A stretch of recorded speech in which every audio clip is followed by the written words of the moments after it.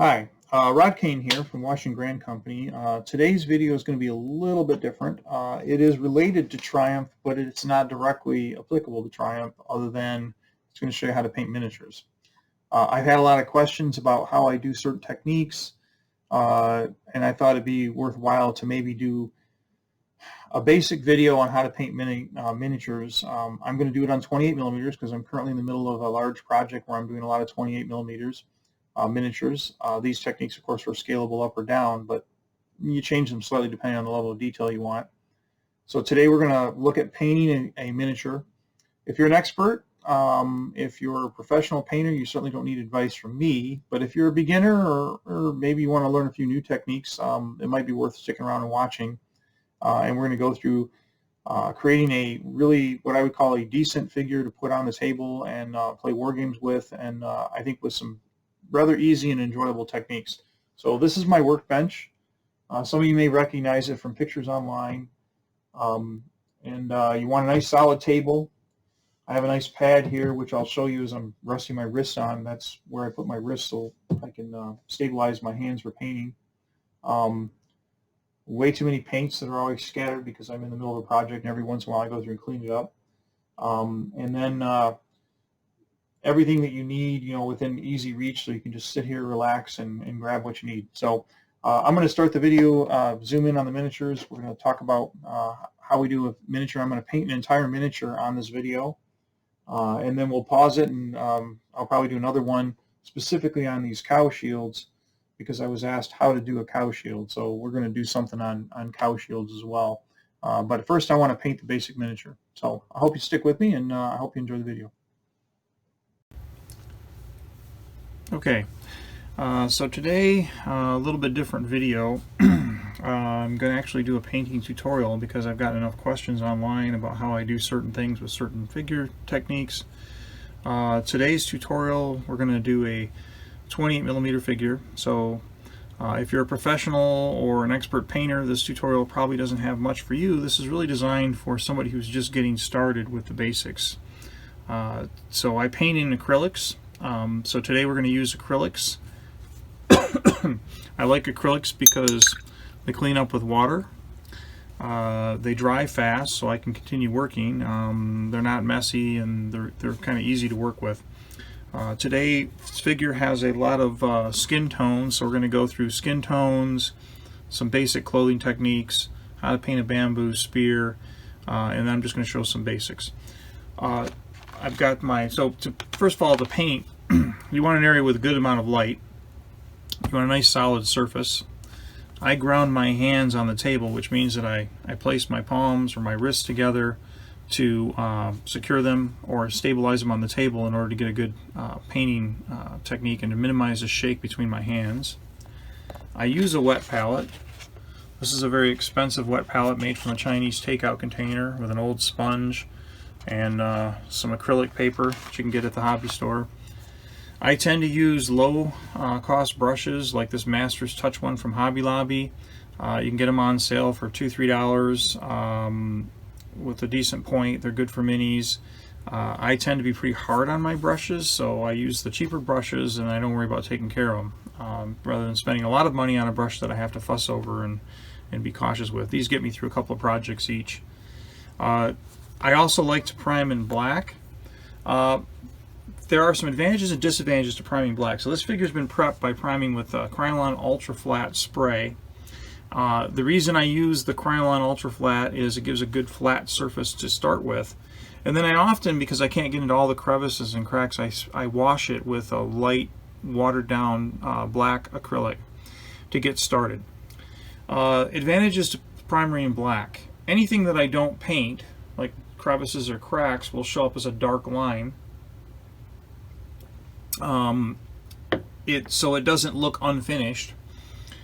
Anything that I don't paint tends to be in those hard to get to places, so that's another reason why it keeps it from looking unfinished or showing metal through.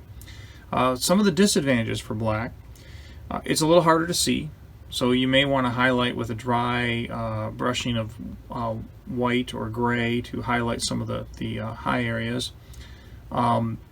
But I still, and it also is a little bit difficult for some of the lighter colors to cover in one coat. But I still think the advantages for a new player, new painter, outweigh the disadvantages of the black. So we'll get started, and I'll discuss some of the techniques as we go. The other thing, since I'm starting with a figure that has a lot of skin, I tend to start with the skin first. I don't like mixing my skin tones from other colors because I never can repeat them, and I never seem to get skin right. Skin's very tricky. Today's figure, we're going to use these Master Series paints from Reaper, and they have a really nice 3-color series that they do for skin. This one's dark. Since I'm doing a classical Indian, I'm going to use dark skin. We start with dark shadow, and then we'll move up from there to the lighter dark skin and the dark highlights. They also make a tanned skin, they make a rosy skin, so no matter what type of figure you're painting, they've got skin tones that work pretty well. So we're going to start with those. We've got some of this on our wet palette, and we'll start with the shadow. And the idea here is that we're pretty much going to slap the dark shadow all over the entire figure. We primed in black already. We're going to touch up any mistakes that we make, and we really just want to get it a good base coat of that dark shadow skin tone. There's no reason to worry too much about getting on the black, as we'll touch up any areas that we don't hit as we go along with the figure. So another thing too, you want it to use, you want your acrylics to be fairly thin and wet, because you don't want the globby paint look. A typical beginner mistake is to have really globby paint. And I'm going to say that when we're doing things like the skin or the shields, and then I'm going to change that when we go to do the bamboo spear. I'm going to show you that I actually use the globby paint, but I'll show you why.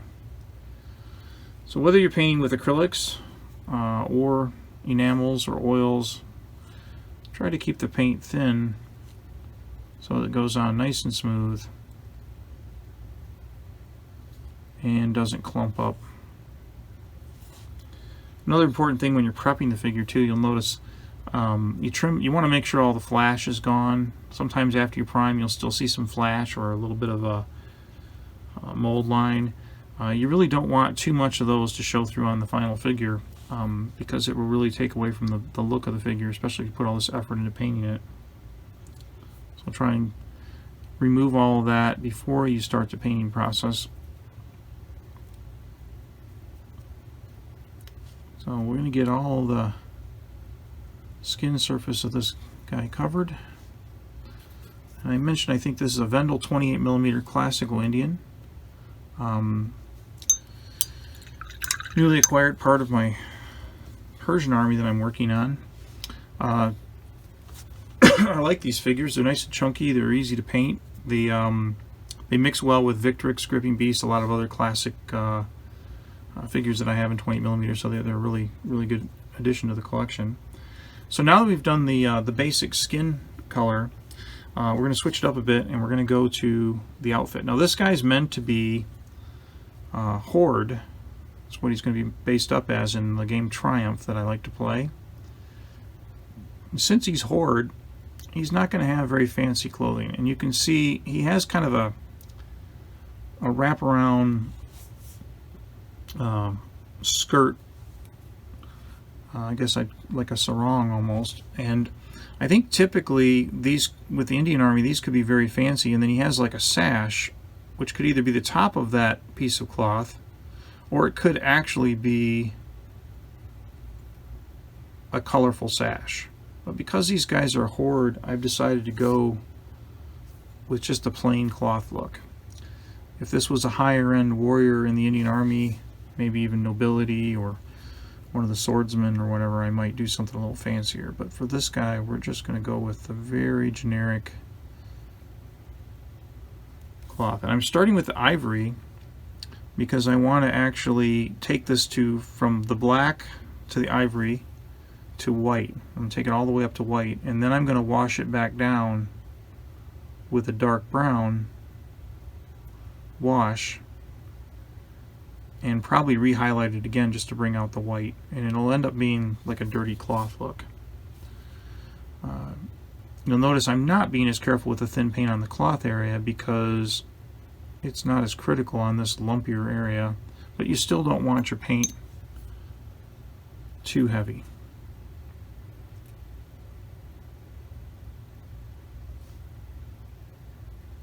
And it's okay to leave a little bit of the dark showing through, and we'll touch that up as we go, and maybe with the white put more color in different areas. This is my first time trying to videotape painting a miniature, so we'll see how it goes. Now he's also got an unusual headdress here where it's a cloth that they've got their hair wrapped up in the front, and then it goes around the head like a bandana, or a headband, I should say. I do not know the name of this. If anybody does, feel free to comment. I haven't looked it up, but it's on all my classical Indian figures, the ones I have in 15mm as well. So apparently this was a very typical style for wearing your hair. We're going to make this the same cloth. Once again, this could be more colorful. We're going with the less colorful version because I don't really want these guys to look, I want them to look plain Jane. I don't want them to stand out too much. Looks like we got a little bit of black to touch up on the top, so we won't worry too much about that.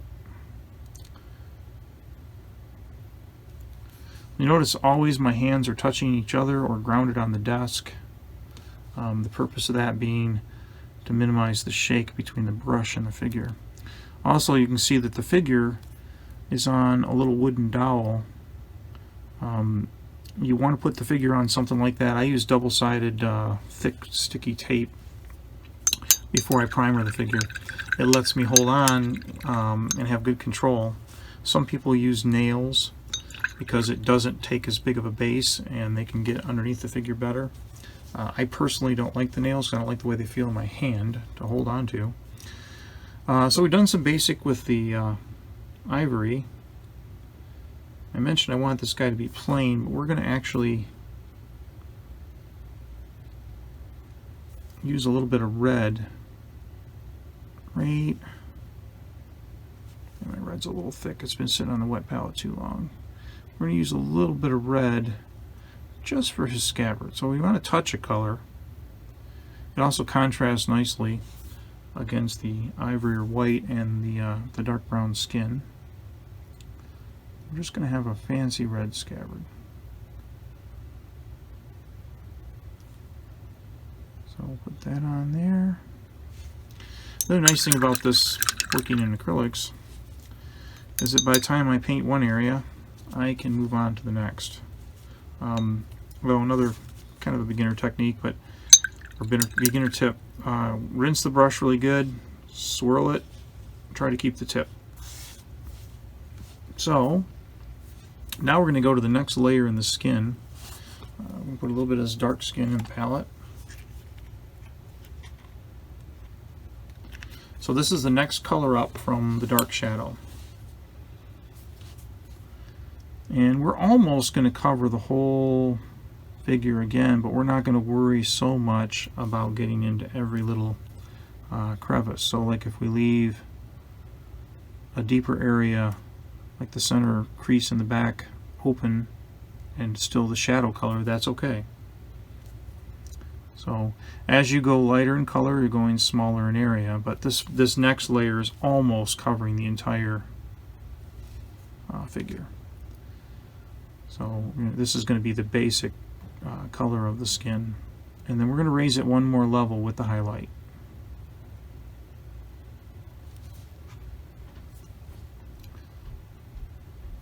So we go over his face.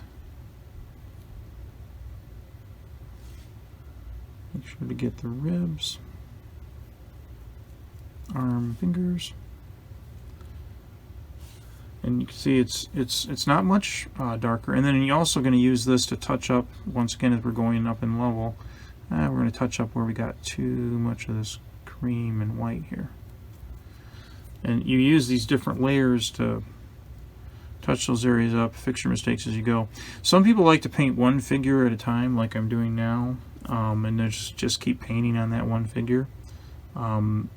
Sometimes they do them in a process where they have a couple of steps they'll do to each figure and move on or use one color. I tend to mix and match, depends on the mood I'm in and what figure I'm painting. So I might do all the skin on the guys and then move on to do part of the clothing. I think we got all of his skin there. So now we're going back to the cloth wrap, and we're switching to white. So this is actual white straight up.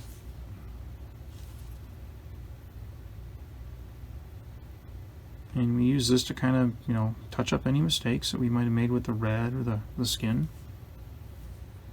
Once again, it's not necessary that we get white every single place we put the ivory, but we're pretty much going to cover it because the ivory will still show through the thinner areas. You can see a spot that we actually missed in between the legs. Just put a little color there. And when you're working with two colors like this, you can even mix and match on the brush and do some wet blending. Doesn't really matter if the colors get mixed together when you're covering like this. That's for the skin, for the cloth. For the skin, I wouldn't do that. Depends on what kind of figure I'm working with. So taking the white, taking it to the next level.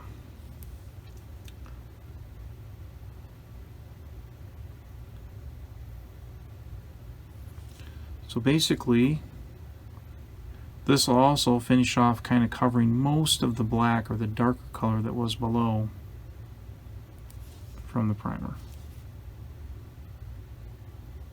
Another good way to prime a figure like this, since you knew that most of it was going to be this brown skin, is somebody might have even started with a brown primer. That's not a bad way to go either.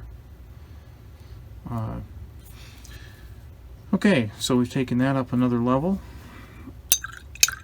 And now we're going to start thinking about the strapping. One thing about the strapping, I could use a nice dark leather brown, which I've used for some of my other figures, like a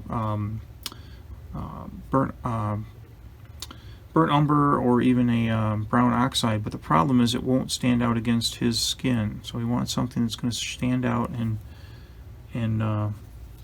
look good against the darker skin. And I think we'll try this raw sienna. I think the problem with the raw sienna, I'm going to move the camera down just a little bit. I think the problem with the raw sienna is I might want it a little bit lighter, so we're going to actually blend in some more of a tan color.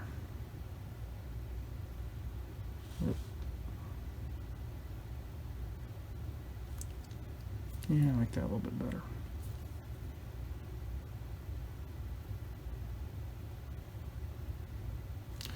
And you notice that if I'm working on a much smaller area,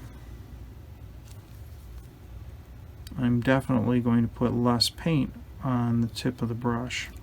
And I do have a tendency to like pick a brush for a figure and just use it. And you'll see like, oh, I made a little boo-boo there, but we're going to fix that in just a second. Okay, so there's the strap. So now we're also going to paint a little bit on the red scabbard. We're going to paint in these straps as well, so it looks a little bit fancier. It's the only fancy that's going to be on this guy, really.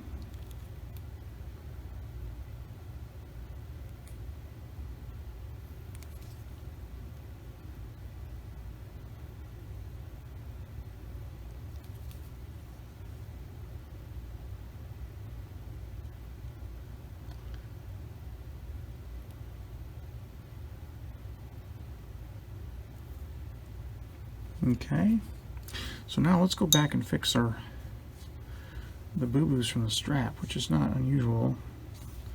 Now I'm going to go back down to the shadow. I'm actually going to use some shadow. So this is the dark skin shadow we started out with. And I'm just going to kind of trace that along the strap. Try and get back my straight line.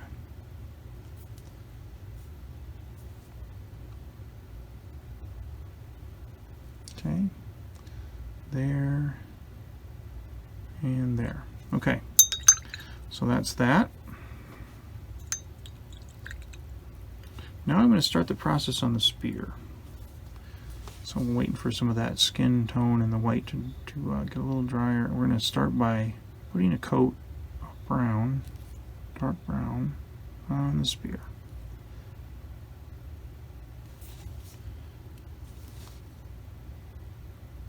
Now, once again, this is not a video for expert painters. I'm not teaching anything that they won't already know, and I don't consider myself an expert. But I consider myself a moderately decent painter because of all the years of messing up figures. So just like anything, I learned how to paint by making a lot of mistakes and then just keep on practicing. So the idea here is that what I'm doing today, anybody could do with just a little bit of practice. And then there's just a few techniques that I'm showing that will make it possible for you to paint this figure yourself. Okay, so that's just the basic covering on the spear. Just to cover the black with a nice dark brown. That's all we're doing. Okay,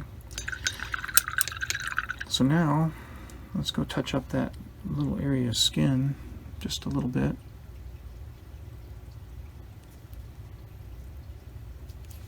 That's where you had that dark shadow. Perfect. Okay, I'm going to take a moment. I think we're going to use a little bit of black. Some more black on the palette, and we're going to mix a little black. We're going to just touch up the hair a little bit around the head because I can see some spots here. Yep. And you can see we're touching up the black on the head, and then also where we had some skin color. I'm going to cover that up a little bit.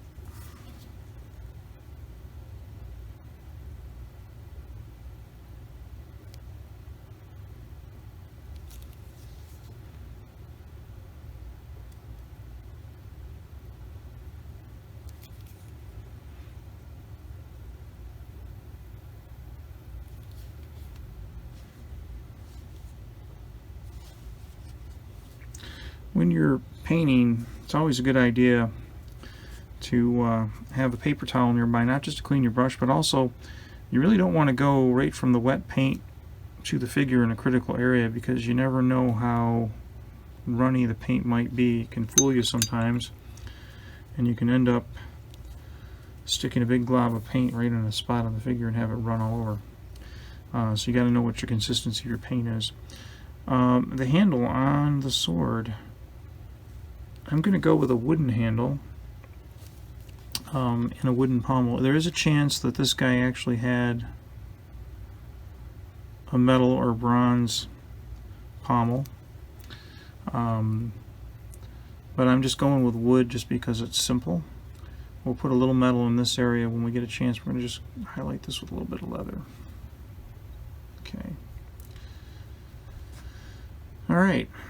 So now we're kind of ready to go to the next skin level. So I think we're going to go ahead and do that. And the next skin level is going to be that dark highlight. And we're going to go quite a bit smaller with our dark highlight. So as we go lighter in color, we're going to go smaller in surface. So as you can see,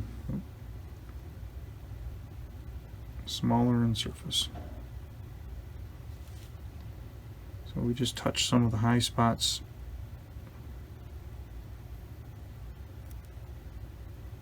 It's going to look pretty extreme when the paint is wet, but we are going to, it's going to tone down as it dries, and it's also going to be washed together when we put the ink on. I'm going to show you how to do the ink wash after we get this figure dried. So you can see there's his face, and we're just touching the cheeks, forehead, the tip of the nose. It's a great way to highlight or outline the fingers. High spot on the hand, the high part of the arm or elbow. It's kind of a lighting effect. So where you would see more light, a lighter color. You have to kind of exaggerate the highlighting and the shading on the figure in 28mm or in 15 if you want to see it, because the figures are so much smaller, even though they have a lot of detail that we're trying to paint in here. They're not big enough to cast serious shadows because they are a miniature. So if you want to make them look a little bit bigger than life, you've got to kind of overdo those highlights. Okay, so now that we've got some of the basic colors on, I'm going to try and stay away from the metallics until the very end, because when I get metallics in my water, then the metallics can sometimes be seen in the lighter colors. And we're going to do the spear. For the spear, I've got this nice maple tan, and this is because I'm trying to make this look like a bamboo spear. And I'm not really sure that this is like the best and appropriate colors for bamboo. It's a color scheme that I've worked out that seems to work pretty well. So the first step is I'm going to kind of segment it. So I'm segmenting the bamboo, and I'm leaving a dark line between the segments of the bamboo, the growth ring, so to speak. And I've found that it's easier, at least for me, to leave the ring rather than to paint the ring. So I start with the darker spear, and then I segment it, trying to get to the point where I have some reasonable even looking segments, and then I paint the sections of the bamboo, and they don't have to be perfectly even because it is bamboo. It's a natural product, natural growth ring, so it doesn't have to be perfectly even. A little uneven looks pretty good, but the idea being to leave a ring all the way around.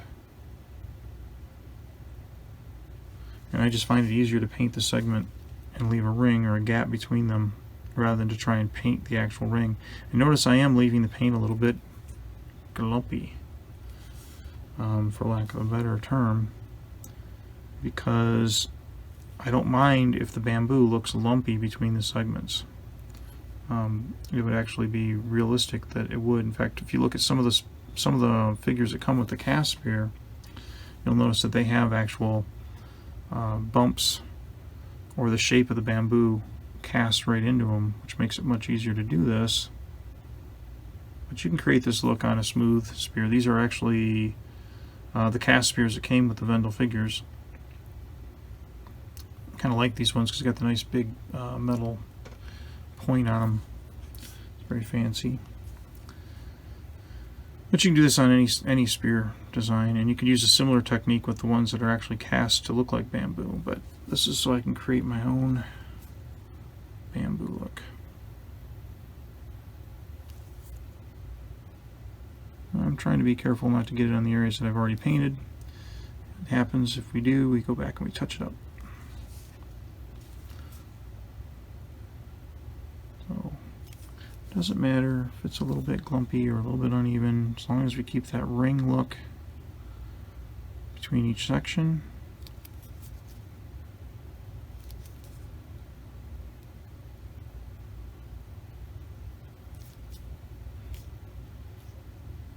Okay, now, not quite done yet. While it's still wet, I'm actually going to take some lighter ivory mixed with the maple, and I'm going to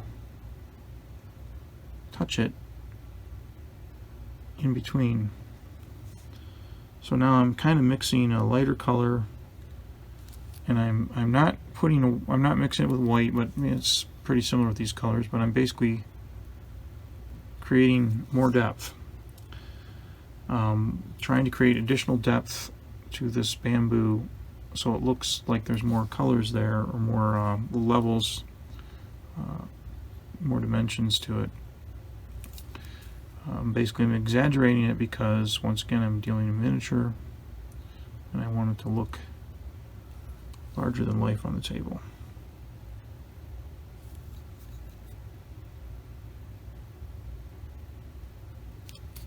You kind of get the idea of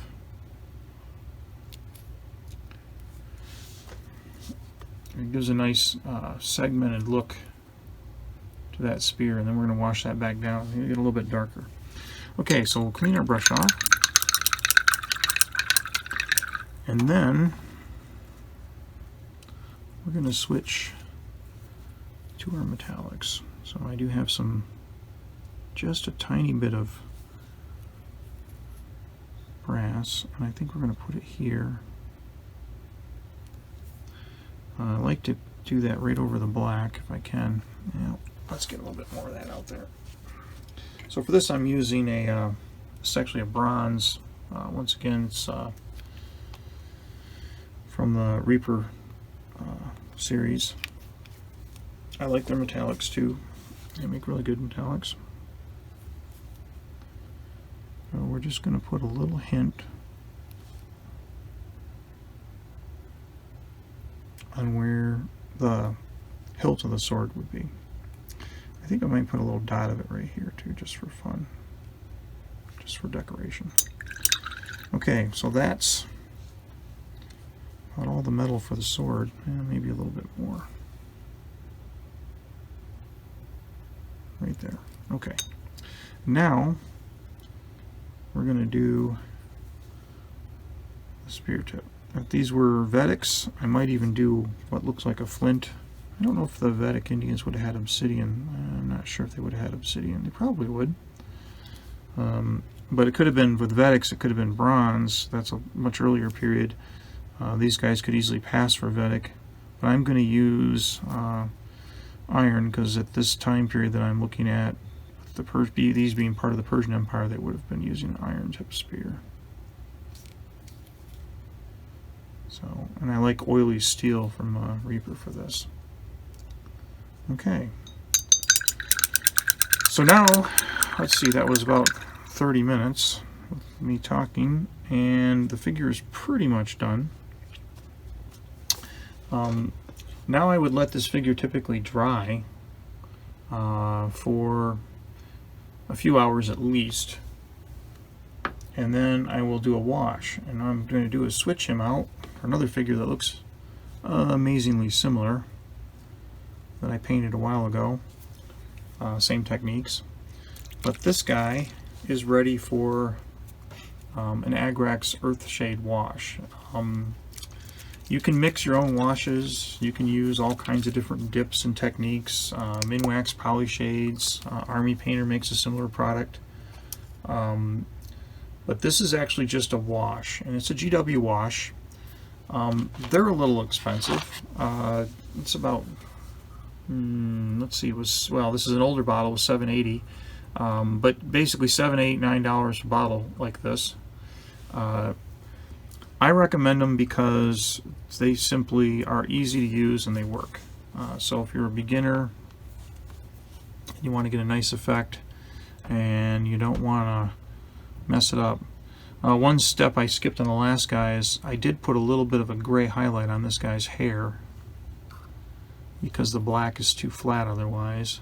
We might do that just to show that, but basically now I want to get through the whole washing technique. And you want to get it nice and runny. And for this particular guy, because the skin is dark, I'm using the Agrax wash on the entire figure, including the skin. And the reason being that it doesn't have the red or the sepia color. So when I do this, and I'm using a bigger, sloppier, almost dead brush, when I do this with lighter skin tones, I like the Reichland Flesh Shade, which has got a little bit more of a an orange or pink color to it. Now you see how much darker that's getting. So we want to wash it really good. Basically, you want to get this ink everywhere while it's wet. You don't want to let it dry and try to come back and ink it. You can do that, but it has a tendency to form an edge where the surface dries. So the other thing you don't want to do with this ink is you do not want to dilute this with water really, because it will get foggy. This is not a water-based. I think it's actually an alcohol-based product. So if you dilute it too much with water, you can do that on some terrain, for example, like a building or ground, but you don't want to use it right on the figure. It will make the figure foggy. You can clean it with water, clean the brush with water, but you don't want to blend water in to mix it. So I'm going to use a paper towel to dry the brush, and now what I'm doing is I'm actually trying to take the ink away from the higher areas. But I'm going to go in and fix that with some white in just a minute anyway. So as you can see, I'm taking the ink and just trying to make sure that I soak it up from any areas that are too thick or heavy. And you can also see that bamboo got a little bit darker. Alright, so now I'm going to pull out a third figure. So this is the wet one. Close that up. This is one that I washed earlier, so I can kind of show you this is what the figure is going to look like when it's dry. And the other thing that I did is after the figure dried, I go back over and very lightly touch up the white. So when this is done drying, or getting close to dry, you can do a little bit of it when it's still a little bit damp. I go back over the figure and I touch up the white because I want to bring the white back up a little bit. You can leave the white the way it is, but it's a little too dark, too much contrast. So I like to bring it back a little ways. So this is what you'll end up with, is this right here. And this figure is pretty much ready to go on the table. I have to add eyes to my figures, otherwise my wife gives me a hard time. So I'll put some eyes on this figure. And this one may end up being a back ranker for my horde, so I don't know if he'll get a shield. But the next part of this video or segment that I'm going to do is painting cow shields, because I was asked to do some cow shields. And so I plan on doing that. I'm hoping, as you can see, here's the three different figures laid out. So we went from the painted figure to the washed figure to the dry washed figure. And I'm hoping that was fairly useful to show some basic techniques for how you can get a decent figure to stick onto the table. And then you know, if people like these videos, we'll do a few more. And then we're going to put these into the army where we're building for the Great Marathon Battle, and we'll be doing the Battle of Marathon with all kinds of figures on the table soon. So thanks again for watching, and I hope you join me for the next one.